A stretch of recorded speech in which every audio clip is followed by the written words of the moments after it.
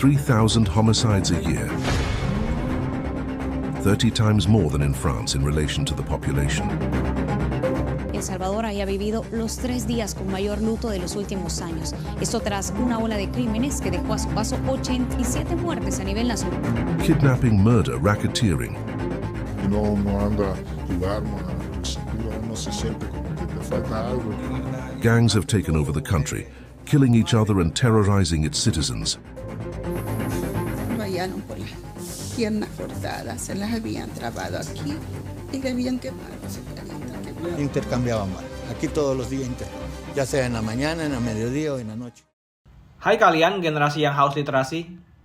Di video kali ini gue mau bahas sebuah isu sosial di El Salvador ya, yaitu tentang betapa gilanya kriminal yang berkeliaran secara bebas di sana, yang ngebunuh-bunuhin warga sipil seenak jidat, sampai-sampai negara ini tuh dijulukin ibu kota pembunuhan terbesar di dunia. Kriminal-kriminalnya ini kebanyakan anggota geng ya.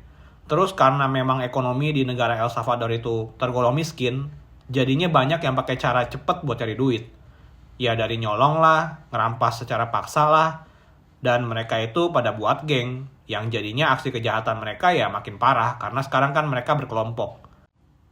Mulai dari pemerkosaan, pembunuhan, ngejual narkoba, dan bahkan sampai menganut paham satanisme segala, yang jadinya tuh malah normalisasi mereka untuk ngebunuh orang makin enak banget sekarang. Karena kan ibaratnya mereka butuh persembahan korban. Udah gila banget sih sakit jiwanya. Dan kalau ditanya kenapa pemerintah di sana nggak bisa ngatasin hal ini, jawabannya ya mereka tuh nggak tahu gimana solusi yang tepat buat mengatasi hal ini. Makanya yang ada tingkat kejahatan mereka tuh naik terus, dan bahkan jadi nomor 1 di dunia. Negara yang tingkat pembunuhannya paling gede. So, langsung kita bahas aja. Let's take a closer look.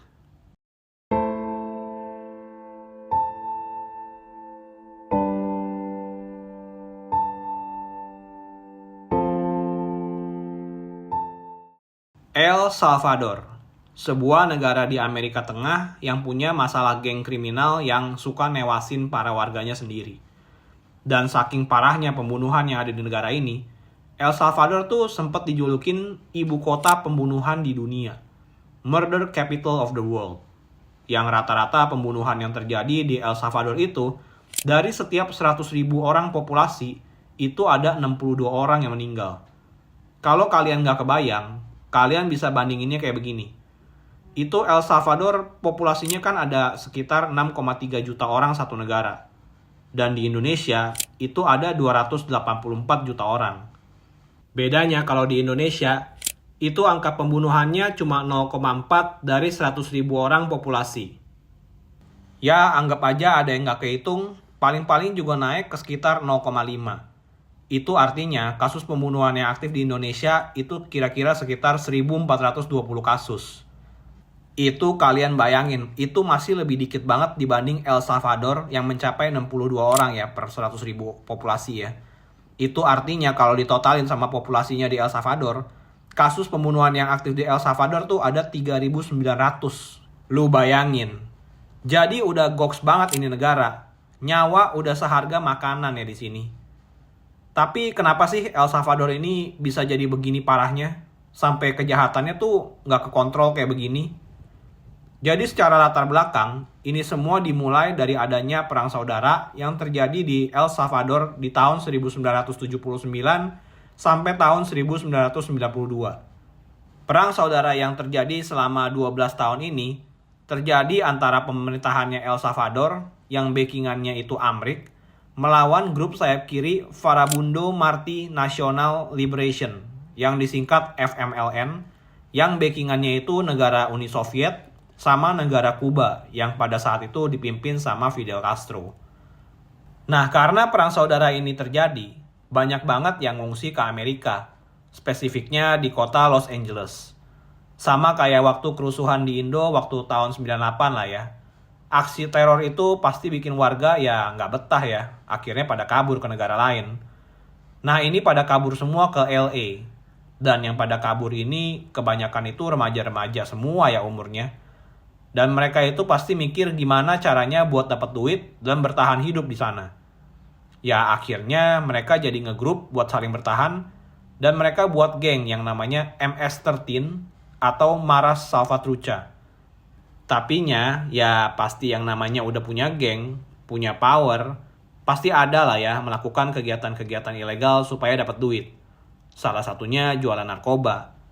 Sayangnya, geng El Salvador ini nggak diperbolehin jualan narkoba sama geng-geng Meksiko di sana. Dan karena hal inilah, mereka akhirnya kepikiran ya buat geng baru yang namanya 18th Street. Karena mereka pengen jualan narkobanya di jalan yang namanya 18th Street ya. Dan dari gerakan buat geng-geng baru yang kecil-kecil inilah, geng El Salvador nih malah jadi berkembang biak dan jadi banyak. Dan karena kepentingan mereka beda-beda, ya jadinya perang antar geng itu ya jadi sering. Tembak-tembakan di jalan dan lain-lain. Dan geng-geng ini pun juga udah bergeraknya tuh udah parah banget di US ya. Sampai akhirnya waktu itu Bill Clinton akhirnya memutuskan buat deportasi geng-geng kriminal ini balik ke El Salvador. Sebuah aksi yang bagus kan?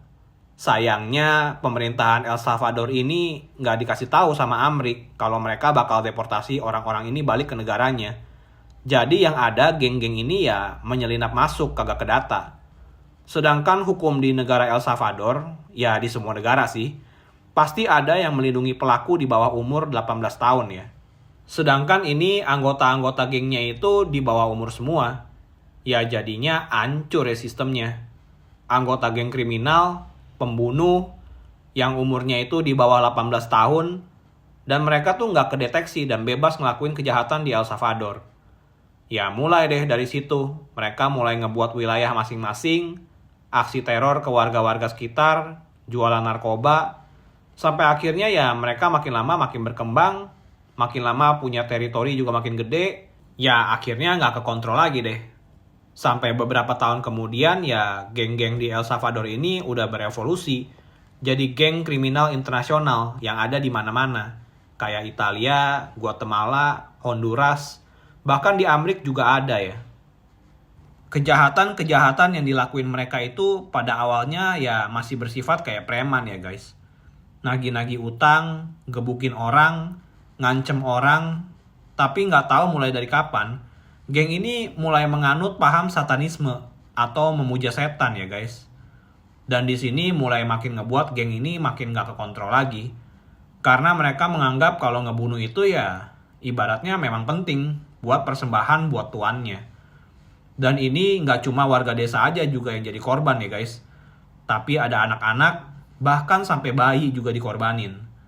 Bahkan yang terakhir, itu ada cewek berumur 15 tahun namanya Genesis Cornejo Alvarado, itu meninggal di Amerika karena ya emang udah dianggap sebagai persembahan ke setan aja. Gile ya, kalau kalian ngeliat videonya itu, dia ngelambain tangan ke kamera sambil ketawa-ketawa. Lu bayangin, pantasnya diapain coba orang-orang kayak begini. Nah sekarang coba kalian bayangin gimana perasaan kalian kalau kalian waktu itu jadi warga negara El Salvador ini. Yang bahkan warganya sendiri aja bisa dibunuh secara bebas. Kalau tiba-tiba lu ngelihat muka mereka terus mereka nggak suka, lu bisa tewas saat itu juga. Pasti pada kepikiran pada kabur semua ngungsi ke negara lain lah ya. Pasti mereka juga udah semuanya putus harapan. Cuma di tahun 2019, Presiden El Salvador yang baru kepilih yang namanya Nayib Bukele itu ngambil langkah ekstrim. Dia langsung ngambil tindakan tegas buat ngakhirin masalah kegilaan geng-geng ini. Dia nyiapin mega prison yang dinamain CESOT atau Terrorism Confinement Center yang kapasitasnya itu bisa nampung sekitar 40.000 orang. A show of strength staged and filmed by the government. CECOT, the Terrorist Containment Center, has installed a high security system. 500 soldiers, heavily armed, are preparing to greet an unusual convoy of 2,000 ultra-dangerous prisoners.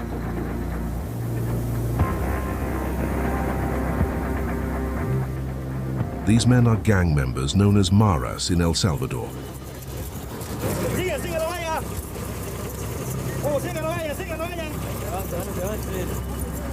Murder, sexual assault, racketeering, these crime groups have wreaked havoc in the country for over 20 years.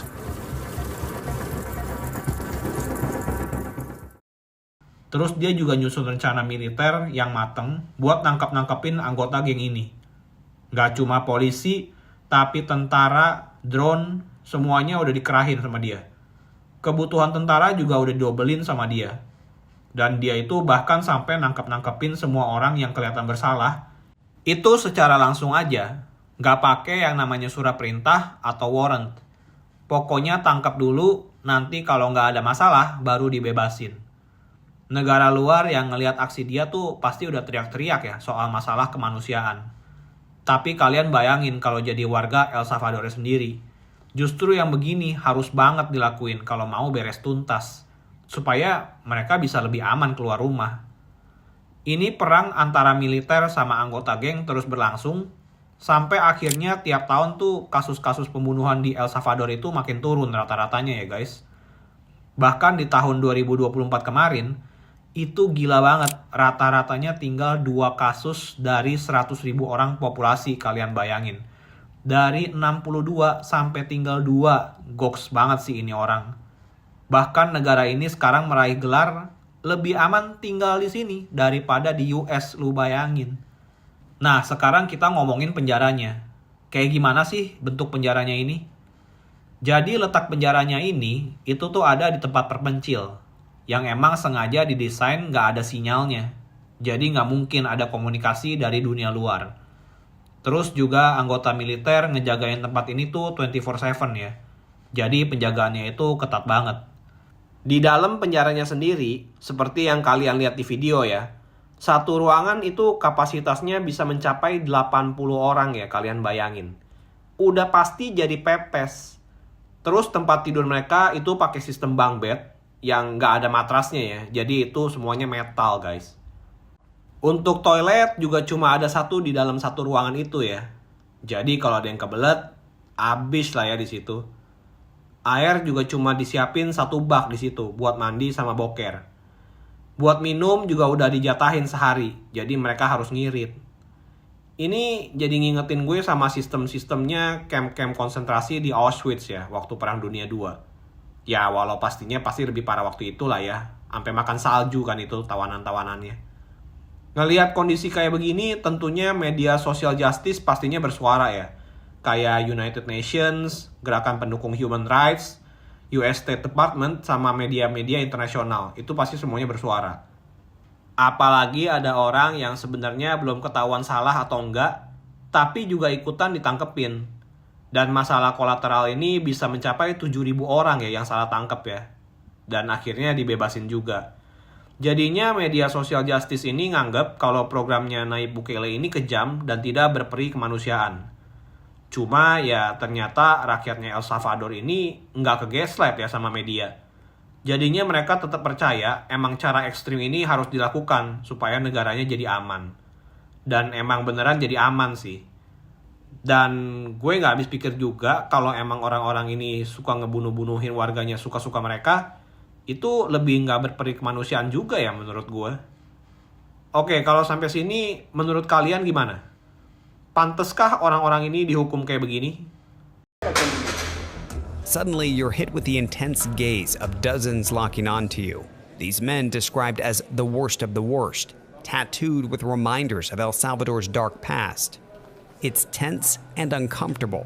But here, officials say comfort isn't meant to exist. Kalau menurut gue, ya wajar gak sih kalau tingkat kejahatan yang mereka lakuin itu udah parah banget, ya mereka harus dapat hukuman yang setimpal. Dan di sini mereka juga udah dikasih makan yang cukup, gak usah nyolong-nyolong lagi. Ada disiplin juga yang harus mereka lakuin supaya badan mereka tetap sehat, kayak disuruh push up sama olahraga gitu ya. Sama yang bikin gue bilang programnya Nayib Bukele ini keren banget ya. Dia itu ngegunain para napi ini buat jadi tenaga kerja gratis ya guys. Jadi dia nyediain program yang dikasih ke napi-napi yang level kejahatannya tuh masih tergolong aman lah. Kayak masih yang level nyolong atau mungkin ngancem orang doang. Itu hukuman penjara mereka tuh bisa jadi lebih pendek kalau mereka kerja buat negara. Hasilnya ya ada yang dipakai kerja buat bangun infrastruktur, ada yang bantu ngebuat jalan, rumah sakit, sekolah, bahkan dipakai juga buat produksi baju, pertanian, ngebersihin sungai, sama kerja-kerja lainnya. Jadinya negara nggak usah bayar gaji, si napi juga dapat nambah skill buat kerja, terus hukuman mereka juga jadi diperpendek. Menurut gue sih ini win-win situation banget sih buat semuanya. Terus kalau dibilang perlakuan yang didapat sama napi-napi ini buruk, itu enggak juga. Tiap hari mereka diajarin sama Alkitab, sama ada doa bersama ya, supaya mereka balik ke jalan yang benar. Dan dari sebanyak napi yang ditangkap-tangkapin itu, ada kok yang akhirnya jadi orang percaya dan akhirnya nyesel dan berlaku lebih baik. Nggak dibebasin ya guys, tapi seenggaknya secara moral mereka udah paham kalau mereka itu salah. Dan menurut gue itu penting sih. Jadi di penjara ini ada reformasinya juga ya guys. Nggak cuma dihukum doang. Dan kalau kalian ngeliat lagi statistiknya El Salvador, itu gila banget dari negara yang paling bahaya di seluruh dunia, sekarang jadi negara yang aman. Bahkan lebih aman daripada US sama negara Eropa lainnya ya guys. Di tahun 2024 lalu, Nayib Bukele tuh bahkan kepilih lagi jadi presiden ya. Dengan kemenangan suaranya berapa? 84,7%. Kagak usah effort gede, udah kebukti dari hasil kerja rakyatnya langsung milih hal yang sama ya. Kapan ya Indonesia bisa kayak begini? Nah, di masa pemerintahannya kali ini, Nayib Bukele sekarang bisa lebih fokus ke perekonomian negara ya. Karena sekarang masalah kejahatannya udah turun. Bahkan dia udah sempet ngasih tahu Amerika juga ya, kalau penjara dia itu siap nampung para imigran ilegal di Amerika buat dikirim ke El Salvador. Tentunya dengan bayaran ya. Yang sepertinya respon ini dipandang sangat positif sama Presiden Trump ya. Kita lihat aja kelanjutannya gimana. Tapi yang pasti El Salvador ini sekarang udah berkembang ke arah yang benar. So, jadi itu semua penjelasan gue tentang penjara terbesar di El Salvador. Dan gimana penjara ini akhirnya jadi katalis yang bisa ngebawa El Salvador itu jadi negara yang aman. Gue harap Indonesia juga bisa menerapkan hal ekstrim kayak begini ya. Terutama soal hukuman ke para koruptor. Kayak yang dilakukan sama Presiden Nayib Bukele ya. Begitu awal dia menjabat, kalian tahu dia ngapain? Como pueden ver ustedes todos, los que estamos aquí reunidos son parte del Ejecutivo, del órgano ejecutivo, que es el del cual yo estoy encargado, a excepción de una persona. Es el fiscal general que está aquí, él no es del Ejecutivo. Y está acá por una razón bien sencilla. Y es porque le quiero pedir en público de que investiguemos a todos los que están acá. Para atrás y para adelante. Yo me imagino que pues no hay ningún problema, ¿no? Langsung nyuruh semua kabinetnya itu diinvestigasi kalau mereka korup atau ada kejahatan lainnya. Goks banget. Tapi langkah ini menurut gue penting banget dilakukan di negara ini juga sih. Dan setelah dia ngeberitain hal itu, memang kok ditemuin salah seorang presiden komisaris di El Salvador memang suka korupsi dan suka mintain duit dari rakyat secara langsung ya. Dan dia juga ngomong kalau dia itu yakin banget kalau 90% dari kabinetnya itu pasti ada aja kena kasus. Kata-kata ikoniknya Nayib Bukele itu, dia bilang kalau dia itu nggak mau diingat sebagai presiden yang nggak nyolong, tapi dikelilingin sama orang yang suka nyolong. Dia tuh pengen diingatnya sebagai presiden yang nggak nyolong, dan nggak ngebiarinin orang-orang di sekitarnya nyolong juga. Gokil banget kan? Philosopher king ya ini orang. So, jadi itu dia video gue kali ini. Jangan lupa like, share, dan subscribe ya, karena gue yakin jarang banget orang yang ngomongin hal ini. Be critical and stay critical.